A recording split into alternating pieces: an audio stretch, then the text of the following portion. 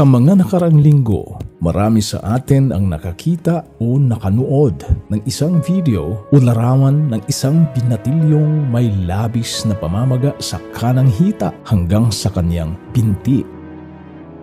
Siya si Joven Arnaiz, 14 years old, mula sa Barangay Dugduban, San Agustin, Romblon. Panganay sa 3 magkakapatid, anak nina Jovelyn at Arvin Arnaiz.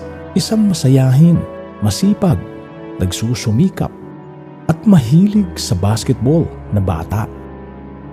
Ngunit ang mga pangarap niyang sana'y abot kamay na, unti-unti nang naglalaho.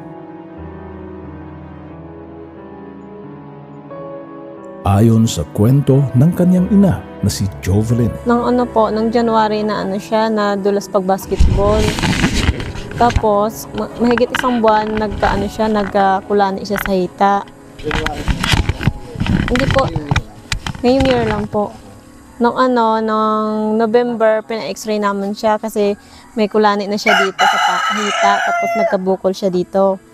Pina-x-ray na namin, tinignan siya ng doktor ng Udyongan, binasa yung result ng ng x-ray. Tinignan ng doktor, wala naman damage yung buto niya. Sabi ng doktor, kung ito'y may bali siya, hindi makakalakad. Pinagbabasihan yung bukol niya dito. Tapos, nirefer kami sa Manila. Kaya pumunta kami ng November na katapusan. Tapos, pagdating namin doon sa Manila, November po, edi 2024. Opo. Kaya nadulas siya 2024. Opo, ng August. Tapos, pagdating namin doon, dinala namin sa PGH. Pagdating doon sa PGH, na-request kami ng mga test ng MRI, biopsy, saka CT scan.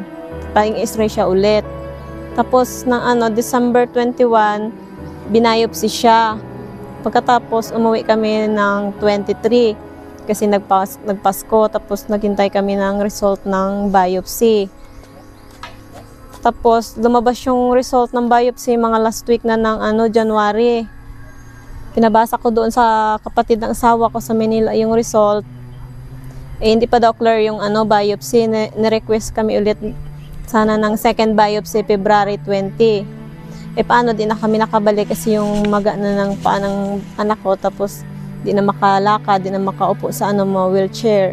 Ayun, lumaki na siya. Di na kami nakapagbalik ng Maynila. Lumipas pa ang ilang buwan, mas lalo pang lumala ang kalagayan ni Joven. Patuloy ang paglubo ng kanyang hita. Gusto pa rin sana siyang dalhin ng kanyang mga magulang sa Maynila. Pero wala na talagang kakayahang pinansyal ang kanyang mga magulang.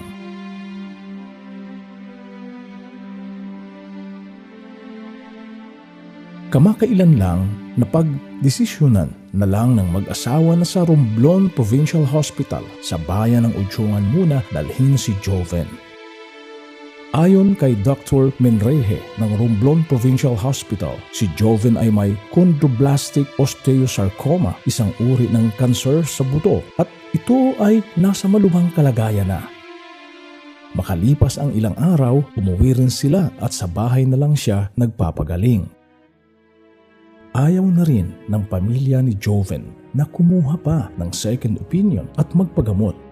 Ayaw mang sabihin, pero obvious naman na dahil sa kawalan ng pag-asang matustusan ang gamutan.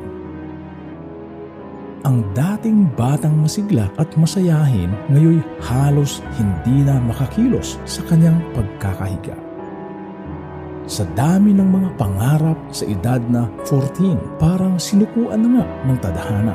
Idagdag pa ang kakulangan ng pera na kahit gusto pang lumaban, pero tila tatanggapin na lang ang pagkatalo sa hamon ng buhay. Sa mundong tila pabor lang sa may kaya, minsan ay nasasambit na lang natin, life is so unfair.